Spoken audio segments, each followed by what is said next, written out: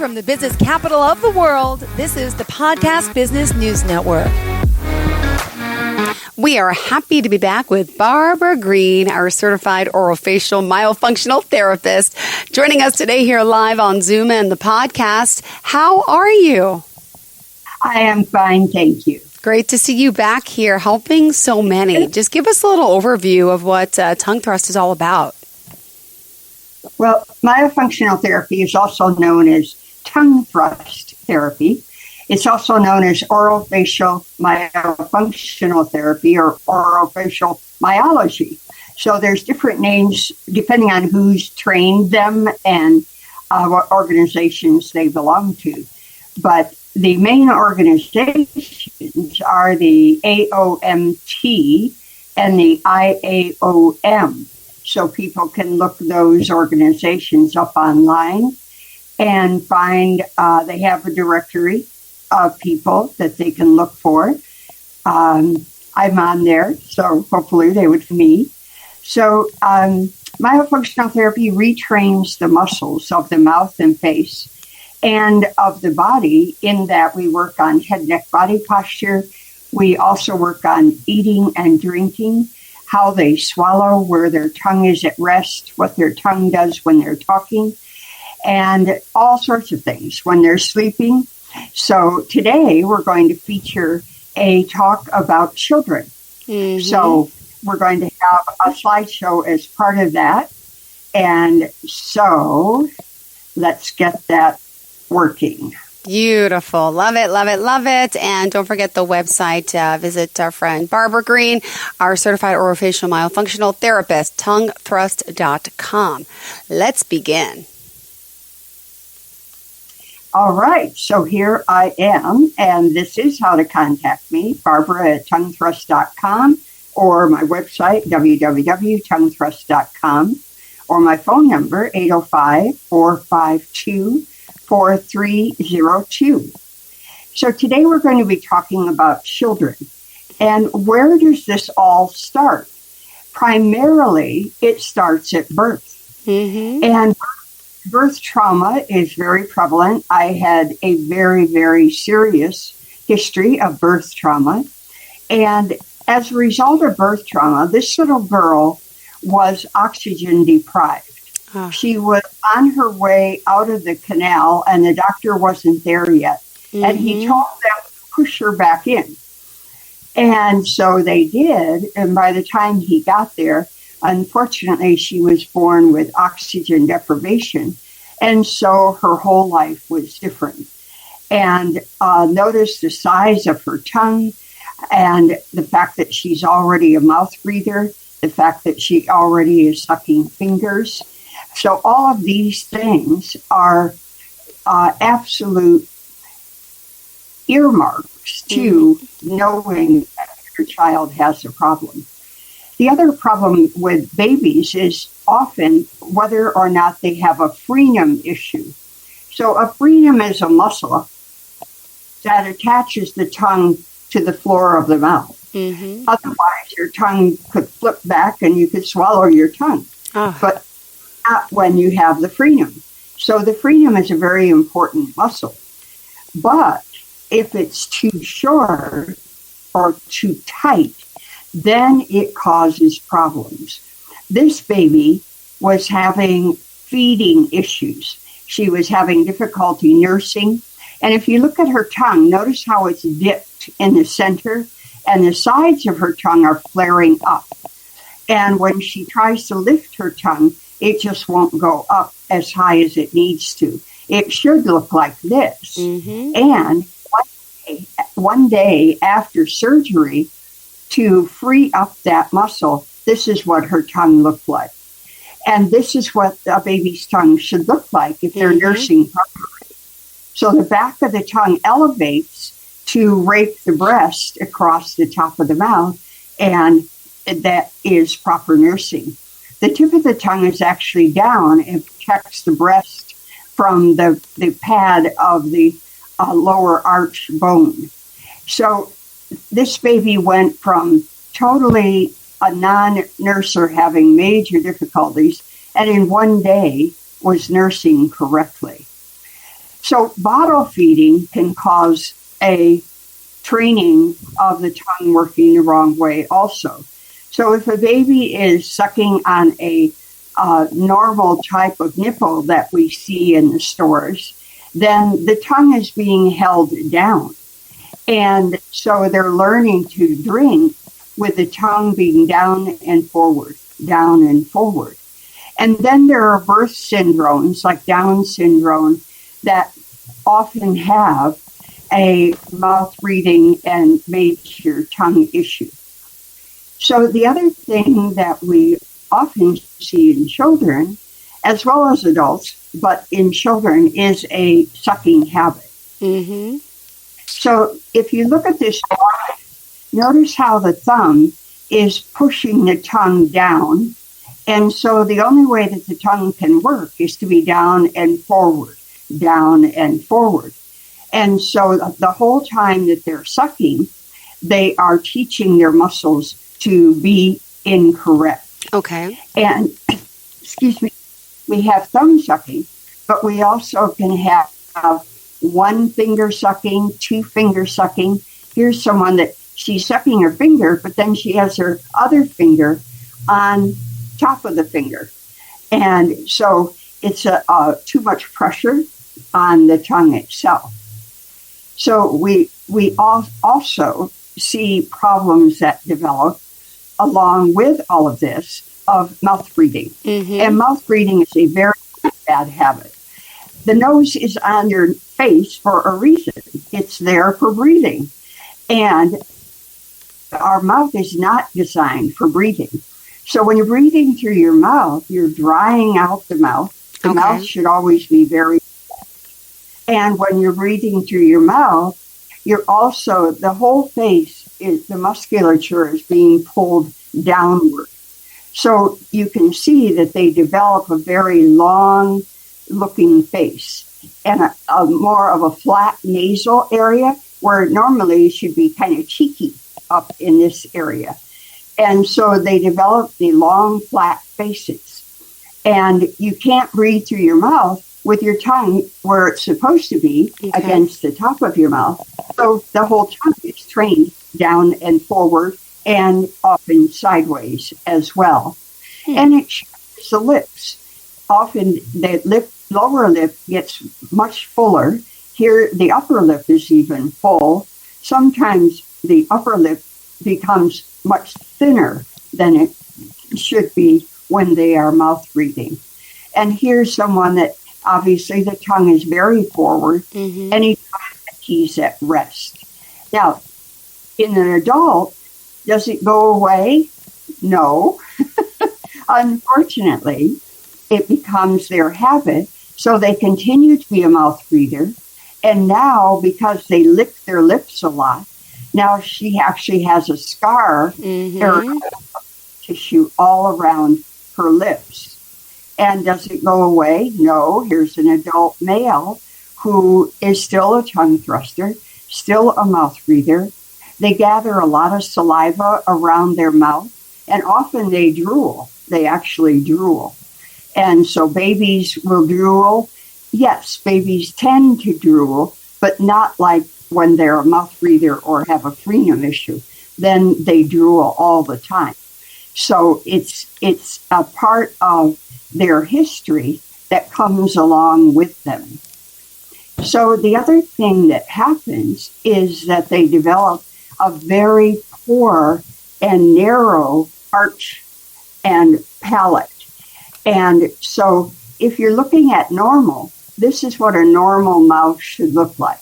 It should be nice and wide, and all the teeth are fitting very nicely in the mouth. Yeah. But here you see a very narrow arch and a high arch also. Like we call it a vaulted arch because it goes up so high.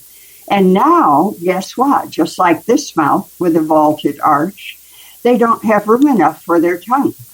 Oh. So they develop a low and sideways tongue posture because there's not room for the tongue to fit in their mouth. So that's why a thumb or finger sucker is so difficult because it narrows the arch as well as the arch going up higher, as well as training the tongue to go down and forward. Wow. And does it go away? No, because here's an older child who has a relatively narrow palate and now has an open bite. So even if you do orthodontics, the orthodontics can fail if they continue to have what we call a tongue thrust. Oh. So here are examples of a tongue thrust. So here the tongue during the swallow is forcing itself totally against the teeth, and even the bite in the back is open. Here's a one-sided swallow. Oh. So the whole force of the tongue is coming sideways into the bite, and the second teeth are not erupting. They're being pushed down into and held up into the jaw because the tongue is very powerful. Every time you swallow, it exerts anywhere from 15 to 18 pounds of pressure. Wow. So that's a lot of pressure. And if the tongue is at rest in this position also, then the teeth can't erupt. And it doesn't even matter if you do orthodontics, it's going to open up the bite again. So here's another type of tongue thrust where the pressure is different, but you still have sideways pressure, still have pressure against the upper anterior teeth. And here's a patient that I've seen just recently. He's 17 when I saw him, and look at his bite. His tongue is massive, and his bite is non-existent. The only teeth that occasionally touch are way back here on the back left side. The right side doesn't touch at all. And in fact, it's in crossbite. The upper teeth are inside the lower teeth. And he was never told he had a tongue thrust. Ooh. And guess what he has? He has a freedom attachment that's only that big. Okay. Our be this big. Mm-hmm. We open our mouth and lift up our tongue with the mouth wide open. And he can't even lift up his tongue if you ask him to. So it's a very sad situation because his parents were devoted to his dental health and took him to their dentist every 6 months. And nobody told them that he had a tight lingual frenum and that surgery should be done.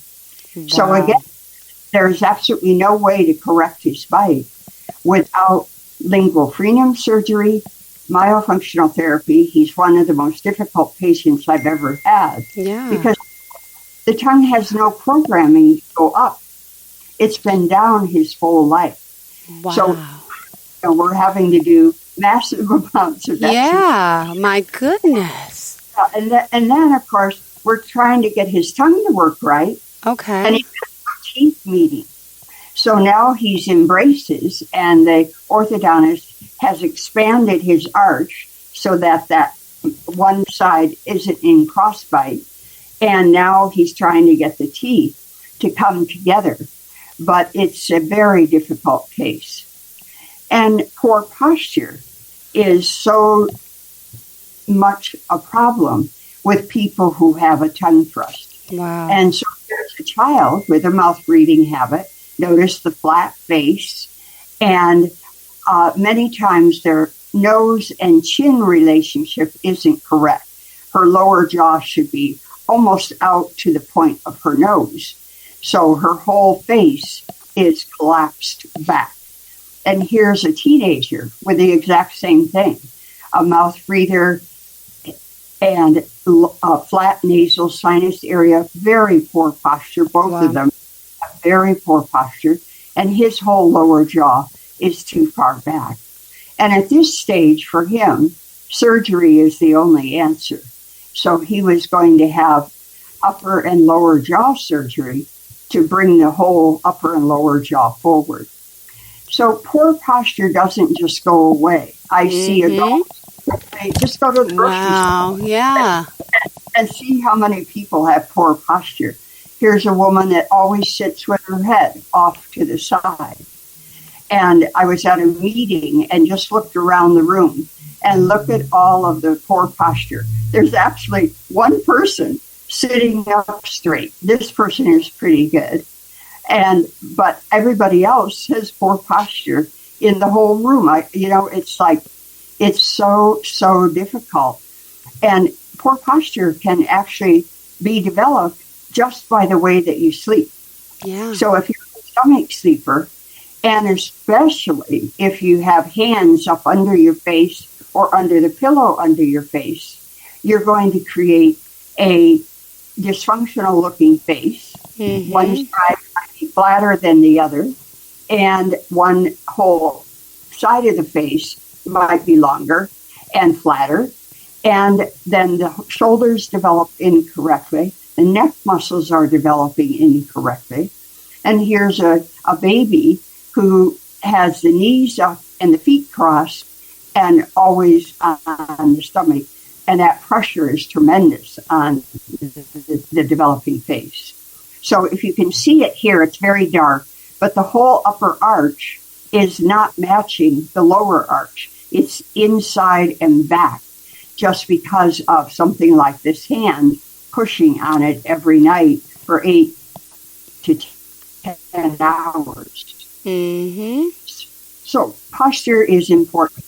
There is good posture, and this is incorrect posture that we see all the time. The head is forward, the shoulders, and I can't think of the muscle I want to say. Well, Barbara's got a block right at the moment, but our not our shoulders, but our help. Okay, well, Barbara has a block. And then they develop a lordosis of the back also. So their stomach sticks out more than it should. So this is an interesting picture that it's called the heavy-headed, because when you have really good posture, the weight on your body of your head is 0 pounds. But as soon as you have forward head posture, now on your spine, your head actually weighs 20 pounds. Oh, wow. And many patients that I see have very poor posture. Wow. And now the weight on your spine is 40 pounds. Okay. So that is a very serious situation. And to correct that posture is difficult. Many times it takes some help along with the exercises that we do. We do posture exercises, but we sometimes need help from someone like a cranial osteopath or a chiropractor to help them to reorganize their bones and their muscles to have good posture. So here's a before and after face. So what I don't like about this before and after, it still shows that her mouth is open, which if it's been corrected orthodontically, her face is better. But if she continues to sit with her mouth open, it's going to relapse back to more like this position. So it's very important that they're doing everything correctly, not just one thing like orthodontics. It's very important that their posture is correct, that their tongue is correct, and that they don't have bad habits that can contribute to that problem. Wow. The other thing that they can have is poor speech patterns. So many children are in school speech therapy, but unfortunately, speech pathologists are well trained, but they are never trained in myofunctional therapy. So they're trying to correct a speech problem around muscles that are not working correctly. Yeah. So a lot of times I get kids who have been in speech 8 years, and some of them are now in private speech therapy as well as school speech therapy. So if you see the tongue all the time, you shouldn't see the tongue at all when you're talking, except for a TH sound. The TH sound is made with the tip of the tongue vibrating on the edge of the upper front teeth. Then. So we don't hear the vibration unless we slow the sound down. Yeah. But that's the only sound that you should ever see the tongue come forward. But instead, we see a lot of tongues here doing the S sound or the L sound in particular. And look at this facial grimace that she does every time that she's talking. That shouldn't be, like this shouldn't be. And a lot of times they drool when they talk, or they shift their jaw to the side when they're talking. So none of this should be happening. And notice this child now has a short upper lip and a prominent chin that's overactive, as well as the lip being overactive. Wow. So a lot of these patients, unfortunately, end up with sleep apnea. And so when we have that, it's just the fact that the muscles are not working correctly. The other concerns that they can have are orthodontic concerns. Yeah. So here is a tight frenum. Okay. This is only about a quarter of the size that it should be. And notice how the back of the tongue is now being totally pulled down. So the sides of the tongue have to flare outward. And he already has, or they already have, it might be a she, too narrow of an arch. The arch is developing very narrow, and the tongue is very wide because of it being held down and not being used correctly. So they often have these narrow arches where the upper teeth can be inside of the lower teeth. That's what I had, where my upper teeth were inside of the lower teeth. And nobody fixed it because back then, I was raised in a small town in the country, and we didn't even have an orthodontist. So it's very much of a prevalent thing now that orthodontics are absolutely available. There are a lot of orthodontists, but I still see the bite being made too left. Too small. And so they need expansion, and there's all different kinds of expansion appliances, but they need to get that arch wider so that the teeth can all fit. Now, the other thing, and please, if you're a parent, realize that no permanent teeth should be extracted.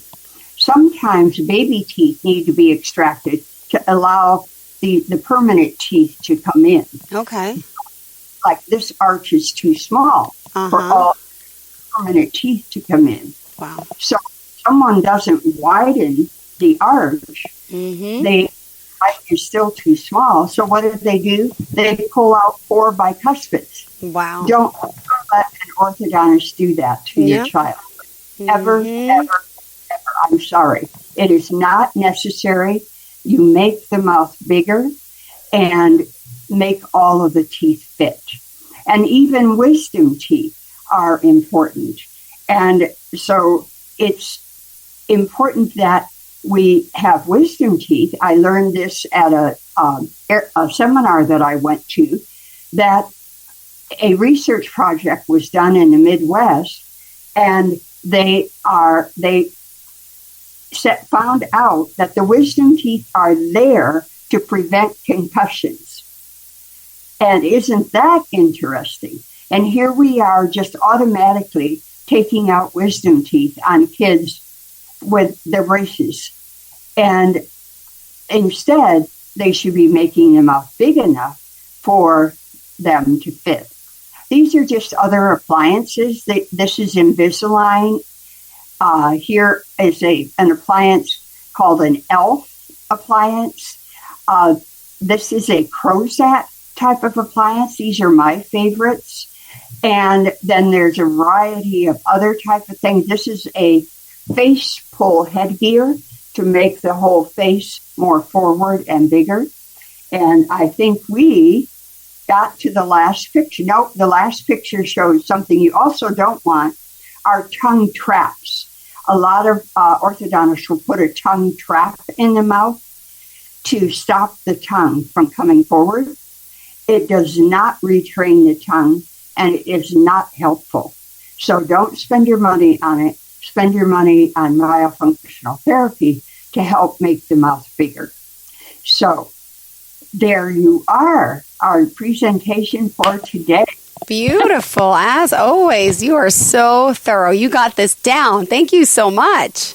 You are so welcome. And Barbara, remind us how we can reach out to you, please. Yes, www.tonguethrust.com. Everything is on there. My phone number, my address, information about myofunctional therapy, videos. So, yes. Thank you. Study. Well, we appreciate your time here as always and looking forward to the next time we get to connect. Thanks so much. I appreciate it. Same Bye. way. Thank you. Bye-bye. We'll talk next week. Thank you. Okay.